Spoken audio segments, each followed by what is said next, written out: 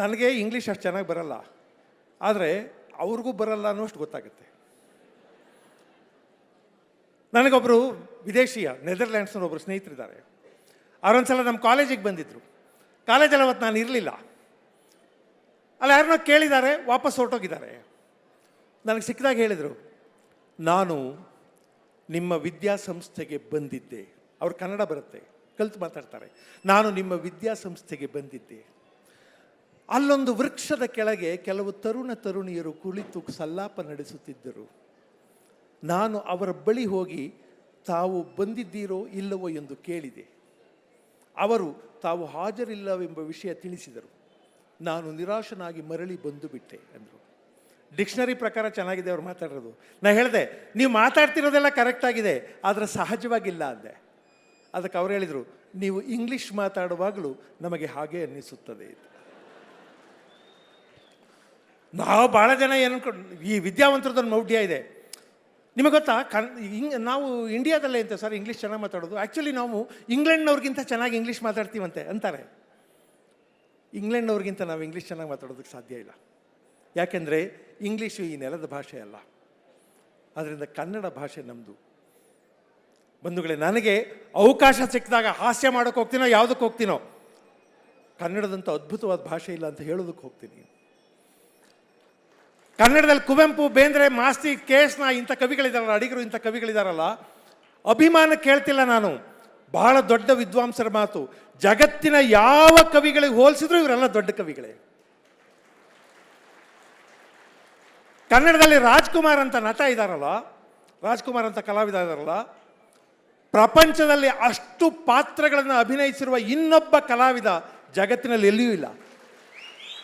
ನಾವು ಅಭಿಮಾನ ಪಡಬಾರ್ದ? ನಾವು ಸಂತೋಷ ಪಡಬಾರ್ದ? ಬೇಲೂರು ಹಳೆಬೀಡುಗಳನ್ನ ಒಂದ್ಸಲ ಹೋಗಿ ನೋಡಿ. ಜಗತ್ತಿನಲ್ಲೆಲ್ಲಿಯೂ ಅಂತ ಅದ್ಭುತವಾದ ಶಿಲ್ಪ ಇಲ್ಲ.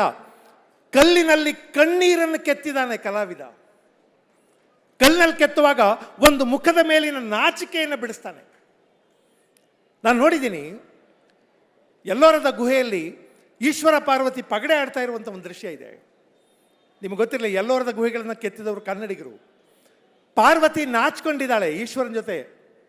ನಾಚ್ಕೊಂಡಾಗ ಅವಳು ಮುಖನ ಹಿಂಗೆ ತಿರುಗಿಸ್ಕೊಂಡಿದ್ದಾಳೆ. ಹಂಗೆ ತಿರುಗಿಸ್ಕೊಂಡಿರುವಾಗ ಮುಖದ ಮೇಲಿನ ನಾಚಿಕೆಯನ್ನು ಕಲ್ಲಿನಲ್ಲಿ ಕೆತ್ತನ ಕಲಾವಿದ. ಎಷ್ಟು ಕಷ್ಟ ಅಲ್ವಾ?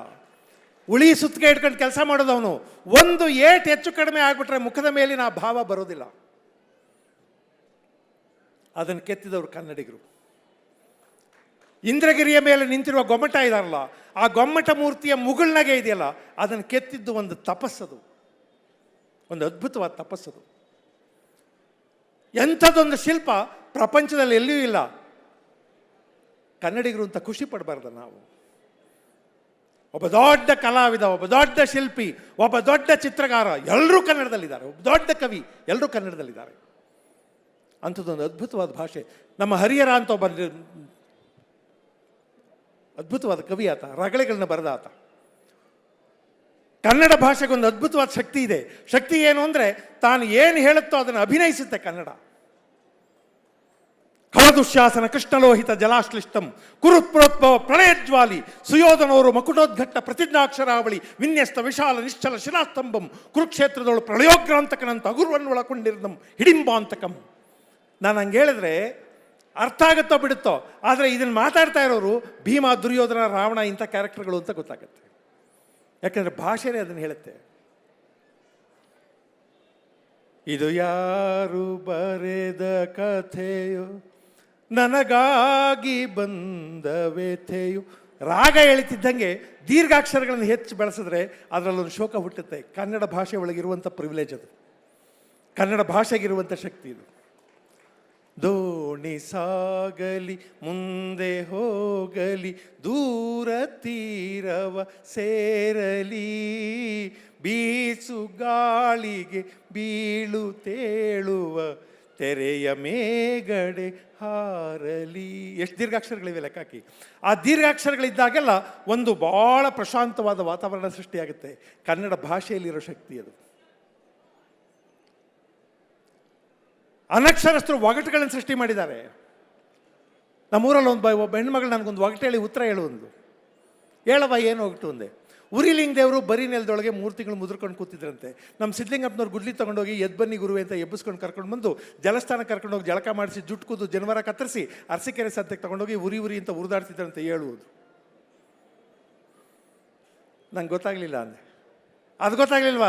ಹಂಗಾರೆ ಸಣ್ಣದೊಂದು ಹೇಳ್ತೀನಿ, ಹೇಳು ನೋಡೋಣ ಅಂದೆ. ಎಲೆಗೊಂದು ಕಾಯಿ, ತಲೆಗೊಂದು ಕಾಯಿ, ಜಾಣಂಗೊಂದು ಕಾಯಿ, ಜಗದೀಶ್ವರನಿಗೊಂದು ಕಾಯಿ. ಗೊತ್ತಾದ್ರೆ ಹೇಳು, ಗೊತ್ತಾಗದೆ ಇರೋಗಿ ದನ ಕಾಯಿ ಇಲ್ಲ. ಹೇಳಿ ಇನ್ನೊಂದ್ಸಲ ಅಂದೆ. ಎಲೆಗೊಂದು ಕಾಯಿ, ತಲೆಗೊಂದು ಕಾಯಿ, ಜಾಣಂಗೊಂದು ಕಾಯಿ, ಜಗದೀಶ್ವರನಿಗೊಂದು ಕಾಯಿ. ಗೊತ್ತಿದ್ರೆ ಹೇಳು, ಗೊತ್ತಿಲ್ಲದೆ ಇರೋಗಿ ದನ ಕಾಯಿ. ನಂಗೆ ಗೊತ್ತಾಗಲಿಲ್ಲ.